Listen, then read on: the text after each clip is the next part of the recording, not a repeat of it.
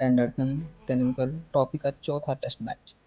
England की team baseball के आक्रामक तेवर के साथ 2-1 से आगे थी और सीरीज जीतने की दहलीज पर खड़ी थी।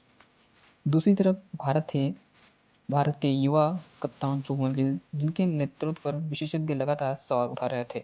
रण क्षेत्र था मैनचेस्टर का ओल्ड ट्रैफर्ड, एक ऐसा मैदान जहां भारत आज तक कोई टेस्ट मैच नहीं जीत पाया था।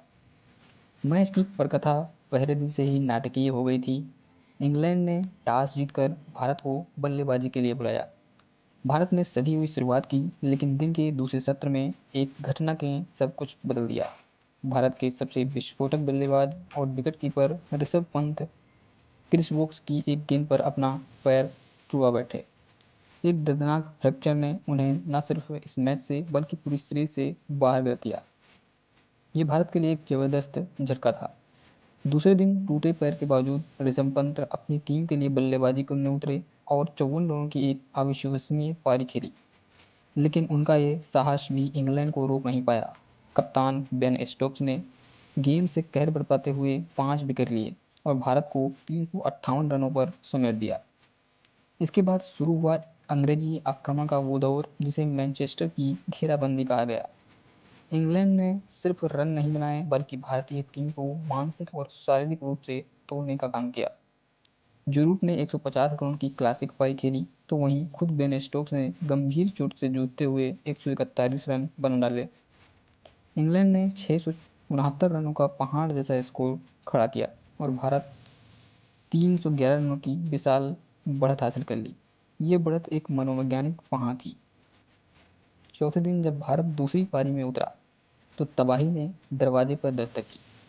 सिर्फ 0 रन पर भारत के 2 विकेट गिर चुके थे। यशस्वी जायसवाल और साई सुदर्शन दोनों पहले ही ओवर में आउट हो गए। हार निश्चित लग रही थी, लेकिन तभी जब सारी उम्मीदें दम तोड़ रही थी, क्रीज पर एक दीवार खड़ी हुई। कप्तान शुभमन गिल और अनुभवी केएल राहुल, उन्होंने बैजबाल से नहीं बल्कि आग का जवाब बर्फ से दिया। उन्होंने आक्रामकता का सामना धैर्य से किया। इन दोनों ने मिलकर 2 सत्र तक पूरी बल्लेबाजी की और एक भी विकेट गिरने नहीं दिया।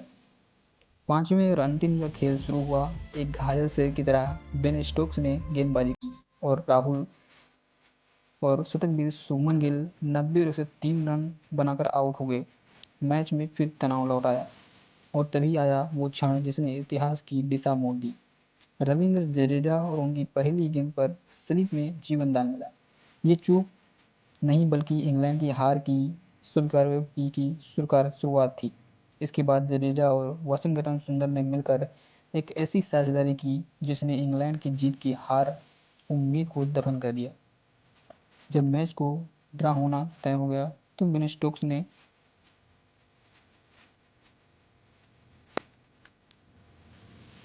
जब मैच का ड्रा होना था तो बेन स्टोक्स ने ड्रा का प्रस्ताव रखा, लेकिन जडेजा और सुंदर ने इसे ठुकरा दिया। ये सिर्फ व्यक्तिगत शतकों की बात नहीं थी, ये एक मनोवैज्ञानिक जीत थी।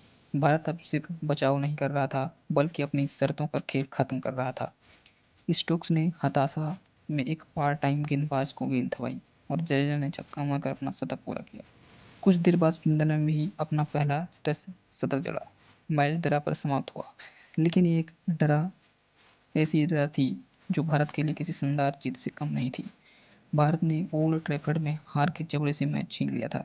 इस ऐतिहासिक बचाव ने न सिर्फ सीरीज को जिंदा रखा बल्कि युवा कप्तान शुभमन गिल के नेतृत्व में मुहर लगा दी और टीम को वो आत्मविश्वास दिया जिसकी उन्हें सबसे ज़्यादा ज़रूरत थी। मैनचेस्टर की घेराबंदी टूट चुकी थी। अब कहानी का फैसला ओवल के मैदान पर होना था। Subscribe to the Cricket Climate channel for more updates. And yes, don't forget to hit the bell icon.